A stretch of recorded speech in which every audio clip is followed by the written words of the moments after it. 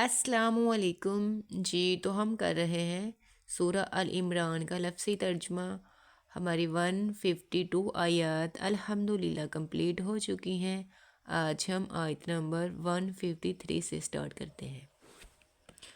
اعوذ باللہ من الشیطان الرجیم، بسم اللہ الرحمن الرحیم۔ اس جب تصعدون تم چڑھتے تھے، ولا تلوون اور مڑ کر نہ دیکھتے تھے، علی احد کسی کو، والرسول اور رسول یدعوکم تمہیں پکارتے تھے، فی اخراکم تمہارے پیچھے سے، فاثابکم پھر تمہیں پہنچایا، غمن غم کے، بغمن عوض غم، لکیلا تاکہ نہ، تحزنوا تم غم کرو، علی پر، ما فاتکم جو تم سے نکل گیا، ولا اور نہ، ما جو، اصابکم تمہیں پیش آئے، واللہ اور اللہ، خبیر باخبر، بما اس سے جو، تعملون تم عمل کرتے ہو، ثم پھر، انزل اس نے اتارا، علیکم تم پر، من بعد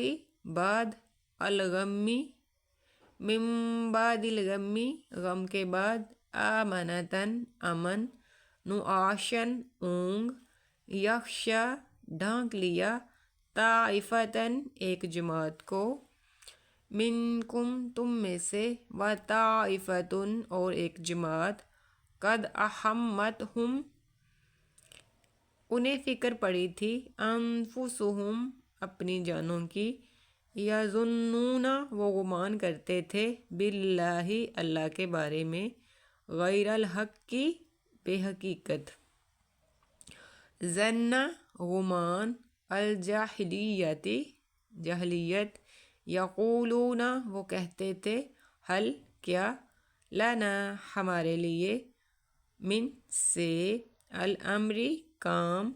من شیئن کچھ، کل آپ کہہ دیں، ان کے، الامر کام، کلہ تمام، للہ اللہ کے لیے، یخفون وہ چھپاتے ہیں، فی میں، انفسہم فی انفسہم اپنے دلوں میں، ما جو، لا یبدون ظاہر نہیں کرتے، لکا آپ کے لیے، یقولون وہ کہتے ہیں، لو کانا اگر ہوتا، لنا ہمارے لیے، من الامری من سے، الامر کام، شیئن کچھ، ما نہ، قتلنا ہم مارے جاتے، ہاہنا یہاں، کل آپ کہہ دیجئے، لو اگر، کنتم تم ہوتے، فی میں، بیوتکم اپنے گھروں میں، لبرزا ضرور نکل کھڑے ہوتے، الذین وہ لوگ جو،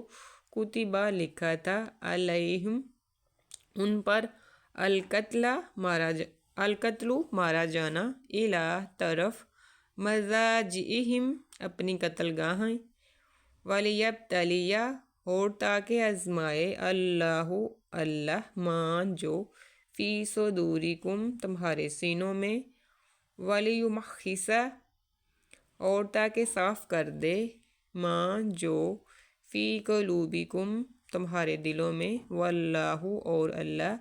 علیم جاننے والا، بذات الصدور سینوں والی باتیں، ان بے شک، الذین جو لوگ، تولوا پیٹ پھیریں گے، منکم تم میں سے، یوم دن، التقی آمنے سامنے ہوئی، الجمعان دو جماعتیں، انما در حقیقت، استزلہم ان کو پھسلا دیا، الشیطان شیطان نے، ببعض بعد کی وجہ سے، ماں جو